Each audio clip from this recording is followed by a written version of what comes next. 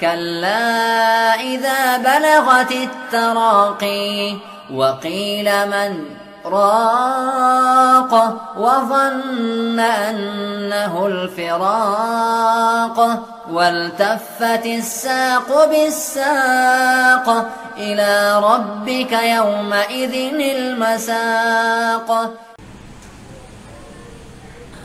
Orang yang meninggal terkena corona apa bisa digolongkan mati syahid? Kita berharap masuk syahid.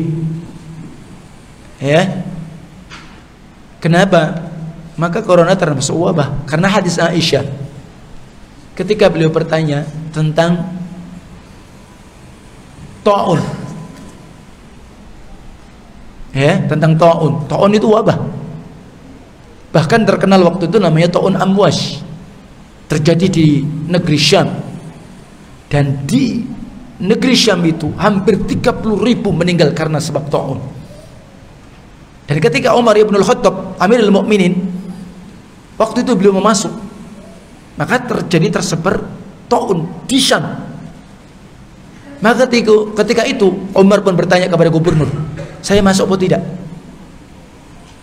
Kata gubernur, wahai Amirul Mukminin, bukankah taun adalah makhluk? Kan gitu, artinya masuk saja. Tapi Umar mengatakan, saya akan menuju kepada makhluk Allah yang lain. Artinya apa? Menghindar, balik ke Madinah. Jadi bukan dia takut kok sama taun, bukan begitu. Umar loh. Saya sama antum ya jauh. Umar jamin surga. Ada kita? Belum.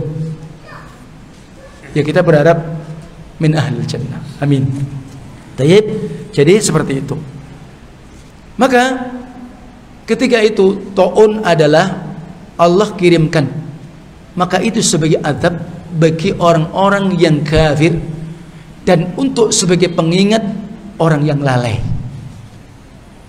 Dan adapun bagi orang beriman, maka itu sebagai rahmat.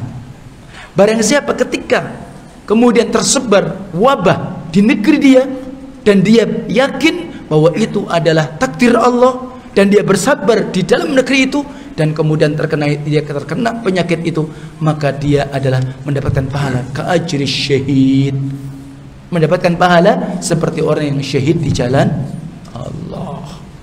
Tapi bukan kemudian barakallahu fikum sebagaimana syahid yang mu'arqatul jihad, tidak, tapi mendapatkan pahala seperti pahala orang yang syahid di jalan Allah. Jadi itu yang disebutkan dalam hadis riwayat Imam Muslim. Ya. Nah, barakallahu fiik. Jadi kemudian ketika benar-benar seorang itu terkena wabah tadi, dan tentu kalau dulu ya alat tidak secanggih di masa kita. Jadi taun ketika terjadi wabah ketika itu tidak secanggih hari ini. Adapun yang hari ini sudah masya Allah pakar-pakar sudah lebih canggih sehingga lebih tahu mendeteksi bagaimana bahaya tadi daripada wabah atau virus itu.